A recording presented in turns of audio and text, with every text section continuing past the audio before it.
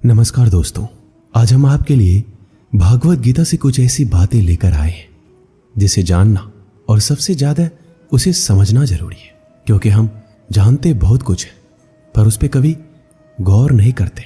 तो चलिए शुरू करते हैं आज का यह एपिसोड श्री कृष्ण के नाम के साथ।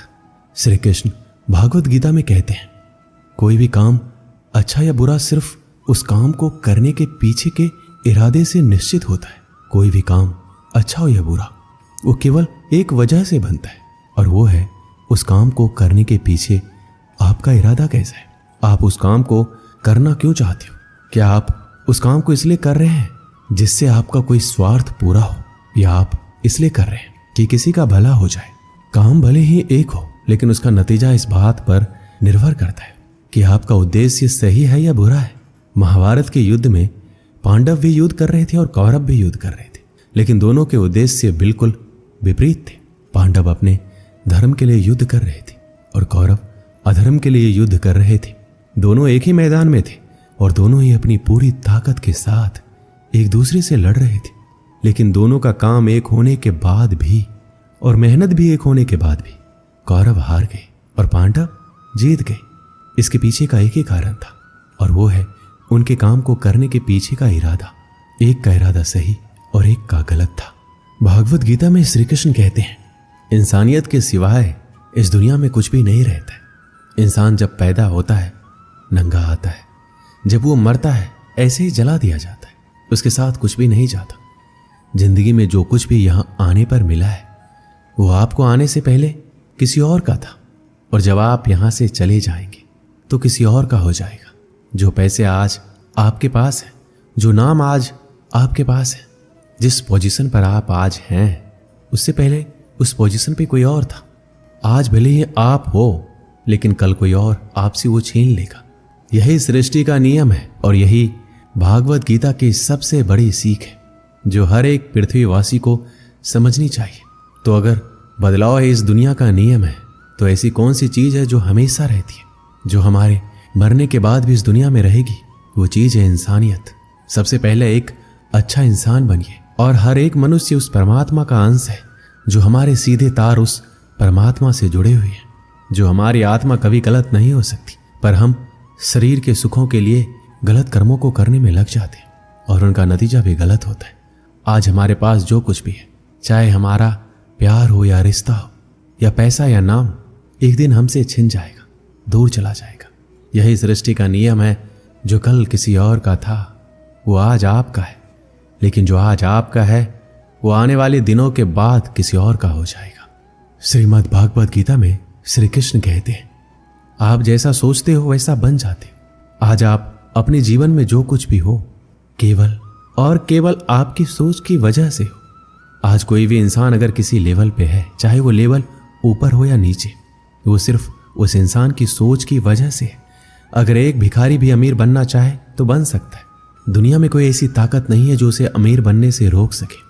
श्री कृष्ण कहते हैं, सच्चाई और अच्छाई को कभी हराया नहीं जा सकता, ना कभी छुपाया जा सकता है। इसलिए सच कहने और अच्छे कामों को करने से कभी मत डरिए। सच्चाई और सूरज को ज्यादा देर तक छिपाया नहीं जा सकता। एक वक्त आने पर इनको दुनिया के सामने आना ही पड़ता है। आप उनको सामने आने से नहीं रोक सकते। इसलिए अगर आज आप कोई ऐसा काम कर रहे हैं जो गलत है और जिसमें झूठ है, तो आपको उस काम को तत्काल ही छोड़ देना चाहिए, क्योंकि किसी ना किसी दिन आपकी सच्चाई इस दुनिया के सामने जरूर आएगी। हम सब अपने जीवन में बहुत सारे झूठ बोलते हैं, किसी के आरोप से बचने के लिए या फिर अपना फायदा देखने के लिए। भागवत गीता में ये कहा गया है, अगर आप कोई ऐसा सच बोलते हैं जिससे किसी मासूम के साथ अन्याय होता हो, तो वह बोला गया सच अच्छा नहीं होता है। और अगर आप ऐसा असत्य बोलते हो जिससे किसी का भला होता है पर किसी का नुकसान भी नहीं होता है, तो बोला गया असत्य भी बुरा नहीं होता। इसमें महत्वपूर्ण बात यह है कि किसी के साथ अन्याय नहीं होना चाहिए। इस सत्य, असत्य और असत्य सत्य को समझना बहुत ही बारीकी का काम है। इसलिए अपने विवेक से 2 बार सोचने के बाद ही निर्णय लें कि आपको क्या बोलना चाहिए और क्या नहीं। भागवत गीता में श्री कृष्ण कहते हैं, हमें सिर्फ कर्म करने का अधिकार है, फल के बारे में ना सोचें। आपको काम करने की तो छूट है, लेकिन अपने आपके उस काम में होने वाली जीत और हार में खुद को बांध करके नहीं रखना चाहिए। ये एकमात्र ऐसी चीज है जो अगर इंसान समझ ले तो उसका 100% दुख समाप्त हो सकता है और वो बिना किसी परेशानी के मेहनत कर सकता है। ऐसी कोई मंजिल नहीं रह जाएगी इस दुनिया में जिसे वो हासिल ना कर सके। और सबसे शानदार बात तो ये होगी, सब कुछ प्राप्त करने के बाद उसे कभी घमंड नहीं होगा। आपको कभी भी किसी काम को करने का उद्देश्य ये नहीं होना चाहिए कि अगर इस काम को मैं अगर कर लूँगा तो मुझे ये फल प्राप्त हो जाएगा। अक्सर होता यह है कि हम मेहनत तो बहुत कर लेते हैं, लेकिन उस मेहनत से ज़्यादा हमारे मन में चिंता होती है, इच्छा होती है। हर वक्त हम ये सोचते हैं कि मैं इतना मेहनत तो कर रहा हूँ, मुझे सफलता क्यों नहीं मिलेगी, मुझे तो सफलता मिलनी ही चाहिए। हमारी आशाएं बढ़ जाती है जितनी हमारी मेहनत होनी चाहिए। लेकिन अगर आप सफल नहीं हो पाते तो आपको एक बार जरूर याद रखनी चाहिए कि अगर आप इस काम में सफल नहीं हुए तो कोई और इंसान तो इस काम में जरूर सफल हुआ होगा, क्योंकि उसने आपसे ज़्यादा मेहनत की होगी। लेकिन वो सफलता उसको ना मिलकर आपको मिल जाती है तो उसके साथ में कहीं ना कहीं अन्याय हो जाता है, क्योंकि उसने आपसे ज़्यादा मेहनत की है और उसके कर्म भी आपसे ज़्यादा संघर्षशील रहे हैं। जिस दिन आपका कर्म ज़्यादा संघर्षशील बन जाएगा उस दिन सफलता आपकी हो जाएगी। श्री कृष्ण कहते हैं, माफ करना महान व्यक्ति की निशानी है। इस दुनिया में सबसे हिम्मत वाले और सबसे ज़्यादा ताकत वाले वो इंसान होते हैं जो माफ करना जानते हैं। एक बार जरा सोच कर देखिए कि भगवान को कौन सी चीज भगवान बनाती है। श्री भागवत गीता में भगवान श्री कृष्ण जी कहते हैं, चाहे वो कितना भी पापी इंसान क्यों ना हो, लेकिन अगर वो अपने बुरे कर्मों को करना छोड़कर अच्छे कर्म करना शुरू कर दे तो उसको वो अपना लेते हैं। यानी कि भगवान इस पूरी सृष्टि के मालिक होकर भी इतने नेक दिल हैं और उनके दिल में सबके लिए जगह है और उनके लिए सब सामान है। माफ करना महान व्यक्ति की निशानी है और माफ वही कर सकता है जो सामने वाले के किसी न किसी नजरिए से बड़ा हो। किसी की गलती होने पर उस पर नाराज होना या उस पर गुस्सा होना बहुत आसान काम है और ये काम कोई भी इंसान कर सकता है, लेकिन हिम्मत वाले इंसान गलती करने वाले इंसान को माफ करके उसको एक और मौका दे सकते हैं। इस दुनिया में जब कोई इंसान कुछ महान कार्य करता है तो बाकी की दुनिया भी ठीक वैसे ही करती है। श्री कृष्ण ने महाभारत में कही थी कि हे अर्जुन, अगर तू लड़ाई नहीं करेगा तो हर कोई तुझे और तेरे वंश को गालियां देगा कि अर्जुन कितना कायर था, लेकिन अगर तू युद्ध करके जीत जाएगा तो इससे आगे आने वाली जो दुनिया होगी उसमें तू एक उदाहरण होगा। और उदाहरण ये होगा कि धर्म की अधर्म पर जीत हो सकती है और अर्जुन जो तू करेगा उसकी बहुत बड़ाई होगी और तेरी आने वाली पीढ़ियां भी तेरी तरह ही कर्म करेगी।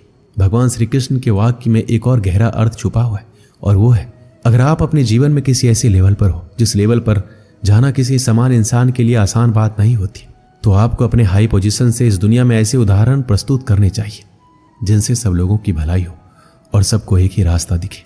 श्री कृष्ण भागवत गीता में कहते हैं, इस दुनिया में कुछ भी असंभव नहीं है। हमें ऐसा लगता है कि अपने मन को गुलाम बनाना मुश्किल है, लेकिन भागवत गीता में कहा गया है कि इस दुनिया में कुछ भी असंभव नहीं है। हम अपने दिमाग को, अपने विचारों को खुद को वश में कर सकते हैं, बशर्ते अगर हम ऐसा करना चाहें और अगर इसका अभ्यास करें तो संभव है।